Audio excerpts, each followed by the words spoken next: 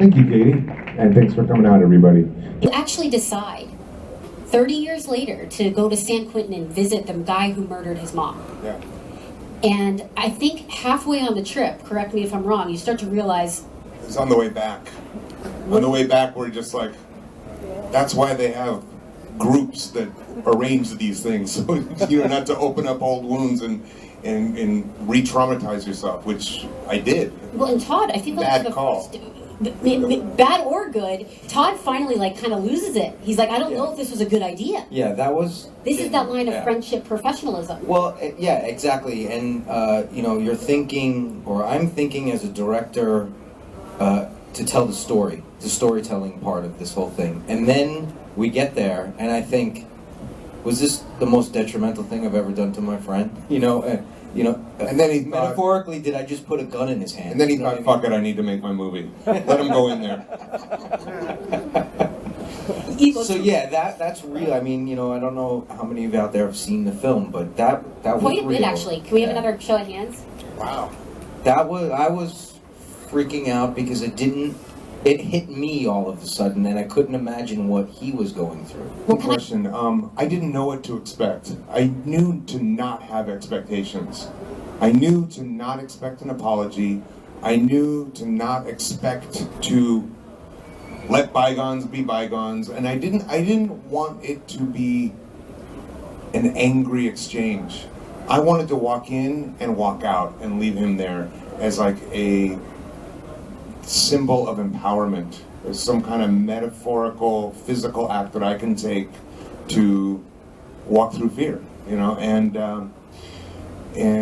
I got just that. And I think that one of the things that was really important for me is to not walk into it angry and rageful, because then I'm setting the tone for myself, and that could re-trigger trauma. And I think that what I'm talking about in this film, more than anything else, is trauma and learning how to live and cope and deal with trauma, which is one of the reasons why we focus on the drug addiction stuff, which is a path that I took to try and find some kind of peace, or sex addiction, or the diving into artistic ventures, which are not all detrimental, but different ways of trying to cope, until I learned that it was really about the physical action of walking through something that's super scary and being empowered by that. And I think that's what I was looking for. So fortunately, I didn't have a head full of rage and anger, and I just went in there open to the experience and seeing what it was going to be.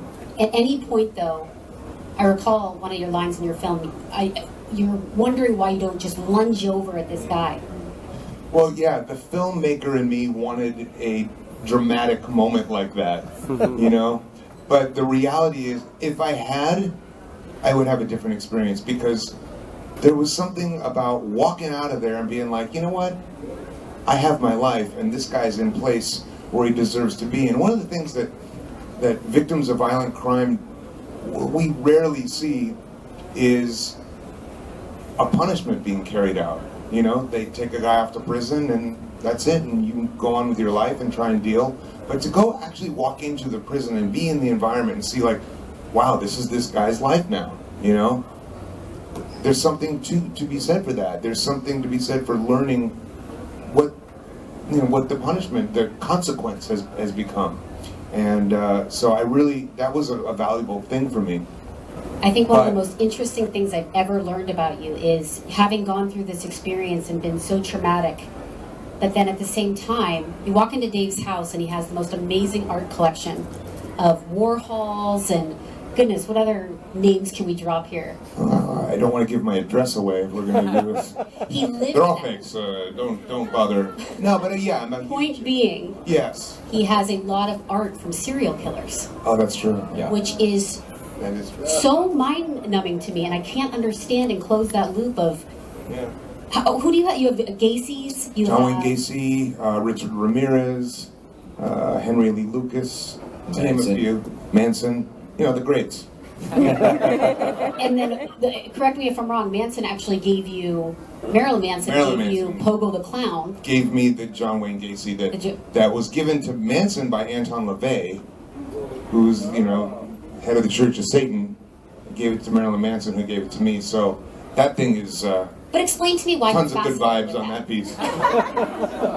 What's that? Sorry to cut you off. That's right. Explain why you're so fascinated by that artwork. Because it actually, you gave me a really good answer. I don't know what answer I gave before, but these pieces that I have are very juxtaposed. I mean, they're the most frightening minds in the world doing what appears to be very childlike, animated, colorful, bubbly paintings. You know, in a lot of cases, you're looking at I think the Richard Ramirez is Bambi.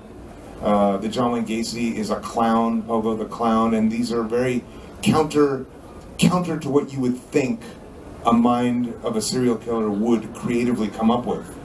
And they're almost childlike and infantile, and I'm fascinated with that juxtaposition, that psychology. Can I ask you an intense personal question? Oh, now? You're Yes. going to start with the intense ones? Yes. Okay.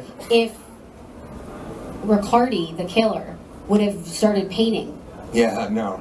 I'm genuinely curious. Yeah, no. Because you have such a different mindset in the way you approach things. You're always full of surprises. Yeah, I don't think there's any.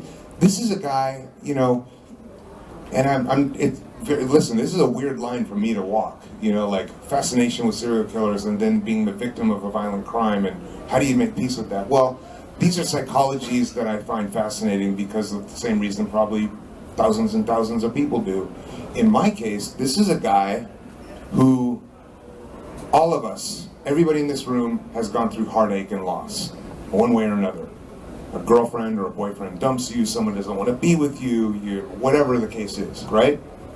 For the most part. This is one human being who couldn't handle that, couldn't man up, couldn't deal with life on life's terms the way everybody else here does and has to. And so he killed two beautiful women because he couldn't take no for an answer, which is, in my opinion, not fascinating, not interesting, not juxtaposed in some weird artistic way. And so it's very easy for me to make that distinction.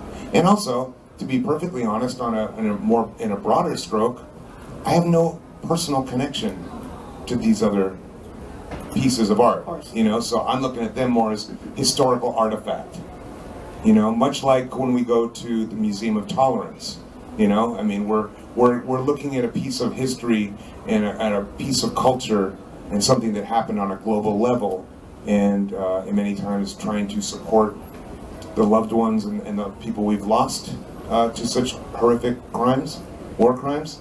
It's that kind of thinking, and I think that there's something to be said for that kind of cowardice that I do not find compelling, which is another reason why in the film we didn't want to focus on this guy and make, you know, do the background on him, and he grew up in 1963 from the, you know, the south side of like, you know, we have a whole channel that can do that for us. You know, that's not the story I wanted to tell. You also made note